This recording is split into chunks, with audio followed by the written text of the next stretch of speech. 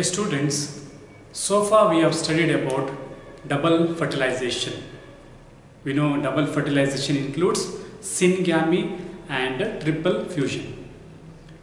In this session, we are going to study about post-fertilization events. That means after double fertilization, that means after syngamy and triple fusion, what happens? So these are the events that we are going to cover. To begin with, let us recall the structure of ovule that we already have studied. So if you have to draw roughly the structure of ovule, something like this, and there are coverings are there, 2-3 coverings, and then later on we have the embryo sac inside. So this is the most important part. So we had studied that here there are 3 antipodal cells. Here there are central cell and synergids and one egg cell.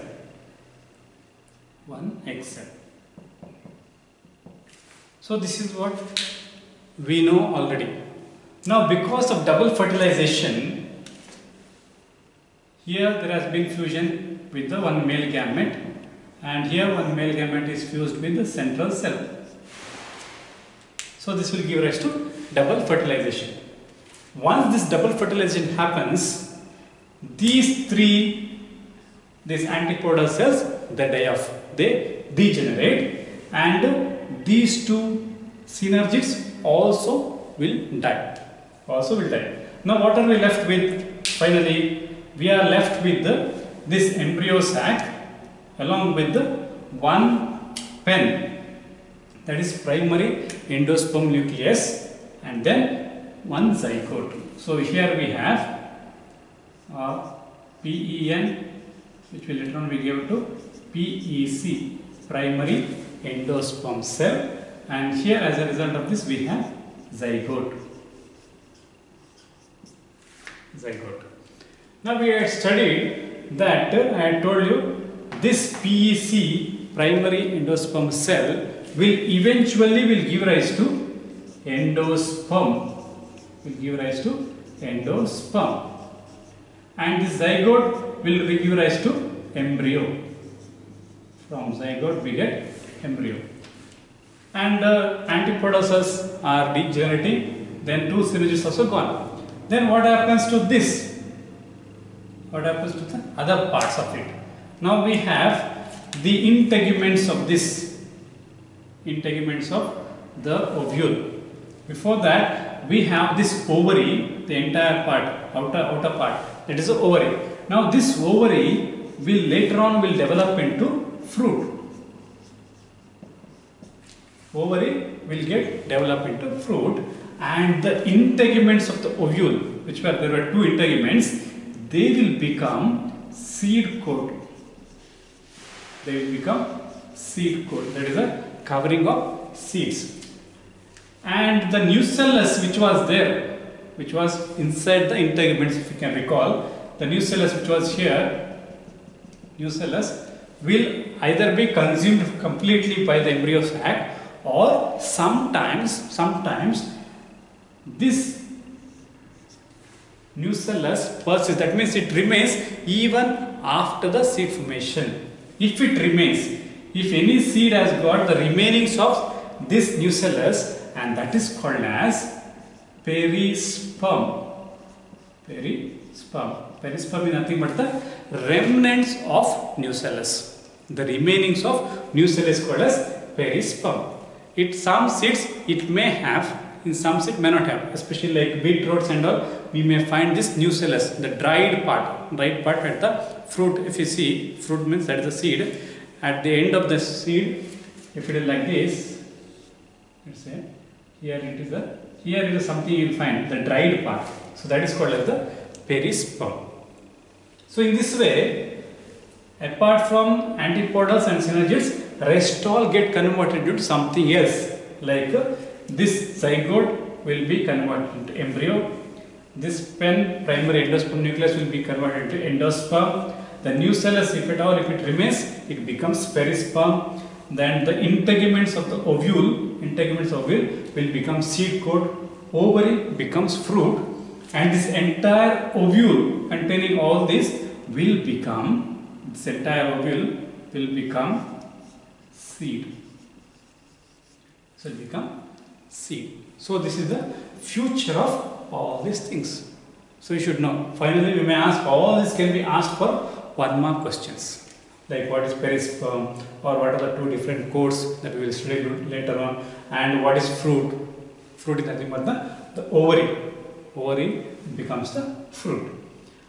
Once we know this, we have to study now how is this endosperm developed and what are the types of endosperms we have. Okay. How does endosperm develop? Now once this PEC is produced, primary endosperm cells produced inside the embryo sac, it undergoes division. It undergoes multiple division to produce mass of cells. Okay. Let's produce mass of cells, and which is nutritive nature. Okay, there will be a lot of mass of cells which is nutritive nature. That means it is going to provide nutrition to the embryo. Here you must, one point you must remember, the development of endosperm precedes, okay, the development of endosperm, let just see, precedes development of embryo. This point is very, very important. What is the meaning of precede? That means before the embryo develops, endosperm should develop. Before the embryo development starts, already there should be some amount of endosperm ready, because the function of endosperm is to provide nourishment to embryo. And if embryo has to start growing, it requires food, and therefore before even it starts developing, we should provide food, and that food is provided by endosperm, and therefore endosperm development precedes embryo development. Remember, this can be asked for 1 mark. The question can be, why does endosperm develop before embryogenesis? Because it has to provide food. We shall now look at the types of endosperm that we find in plants. So endosperm is here, and this endosperm has got different types of it. Remember, the function of endosperm is nourishment. Nourishment. Whom does it nourish? It nourishes the developing embryo. Now we know from PEC we get embryo. Now in embryo there are mainly 3 types. There are 2 types are mentioned in your textbooks. One is not mentioned. So I am going to tell you all the 3. The first type of endosperm we find is free nuclear endosperm. Free nuclear endosperm. By the word itself you can understand the meaning of this. The important word is free nuclear endosperm. What does this mean? That means in the beginning what happens, the PEC or PEN starts dividing. Let's say if this is the embryo sac, here there is PEC. It starts dividing. 1 becomes 2, 2 becomes 4, 6, 8, 10, 12, like that it goes on. But this division, nuclear division, is not followed by the cell wall formation. This nuclear division is not followed by the cell wall formation, and therefore we have many nuclei without the cell wall, and such endosperm is called as free nuclear endosperm. That means the cell undergoes multiple divisions, successive division, which is not followed by cell wall formation. And such free nuclear endosperm is found especially in coconut. All of us must have drunk this coconut water, tender coconut that we drink, the water part. That is nothing but it is an endosperm, and it is free nuclear endosperm that we find. So this is one type of endosperm that we have. The second one is cellular endosperm. Cellular endosperm. The meaning of this is, in some plants, sometimes what happens, this free nuclear endosperm eventually slowly becomes cellular. That means around this nuclei, let's say here, around this nuclei, cell wall formation takes place like this. Let's say cell wall formation takes place. So this endosperm is called as, this type of endosperm is called as cellular endosperm. Even here also we can take the same example for our understanding. Coconut. You may be wondering why I am giving same example.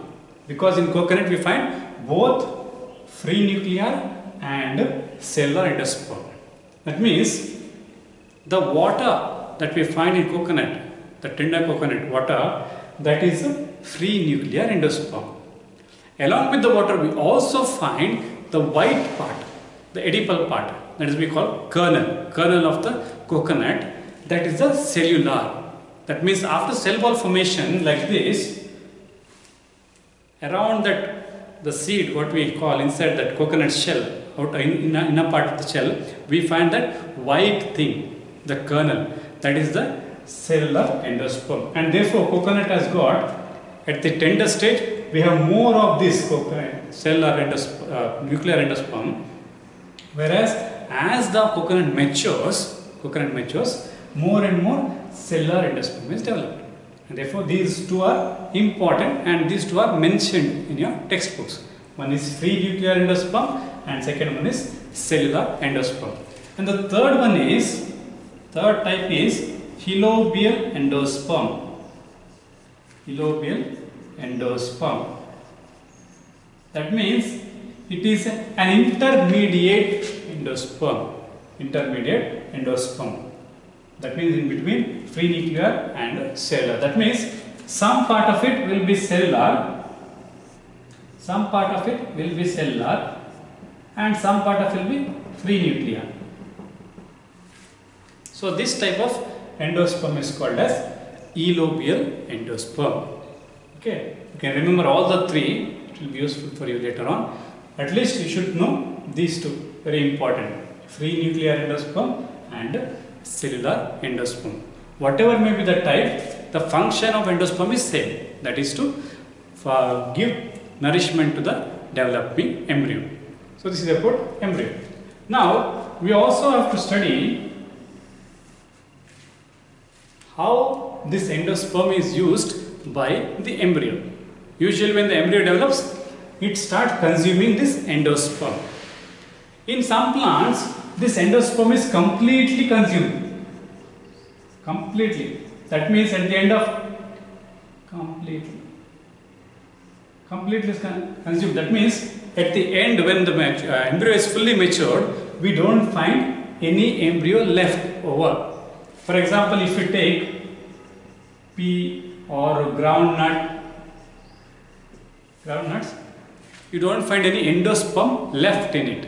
There is no endosperm left. And in some other, it is partially consumed. In some, it is partially consumed. Like if you take castor seeds, or even if you can take sunflower, also you can look at it. Or even you can look at maize. It's also a very good example. Maize also. So here what happens? The endosperm is not completely consumed. There is some left. So what happens to that leftover? That is not a waste. That leftover will help the seed, especially in germination. When the seed is about to germinate, this endosperm will be used up. Whereas here there is no endosperm left, but it has got other mechanism. It has got, this is the cotyledons are already green in color, especially when they are growing, and pea plant and all. So when they are growing, these cotyledons provide nourishment. Whereas here the endosperm, the remaining endosperm will be used for germination. So this is about endosperm. 3 types we have, and also this part we will study a little more in detail when we are studying about seeds, that is whether endosperm is consumed fully or partially. So this is what we should remember under formation of endosperm and the types of endosperm.